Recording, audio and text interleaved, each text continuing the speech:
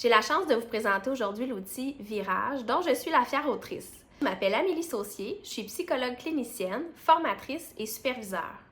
J'ai la chance de travailler dans ma propre clinique privée, mais aussi dans le secteur public, actuellement en scolaire, puis auparavant pendant 12 ans en pédopsychiatrie. Il s'agit de cartes d'intervention qui visent à développer l'autorégulation des comportements dommageables. Donc, c'est un outil qui permet d'abord de comprendre le sens des comportements dommageables, d'identifier ce qui se cache derrière en termes d'émotions, de besoins, pour ensuite amorcer un virage en apprenant des façons plus saines et efficaces de gérer ses besoins et ses émotions-là.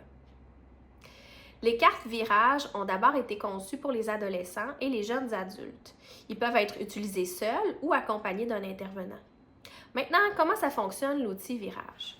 En fait, l'outil Virage se décline en 3 séries de cartes. D'abord, les cartes comportements dommageables, qui permettent de repérer les comportements dommageables que la personne utilise. Ici, j'ai choisi pour vous M'automutiler.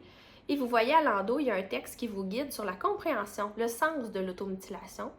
Et ensuite, il y est question aussi de l'impact sur la vie de la personne.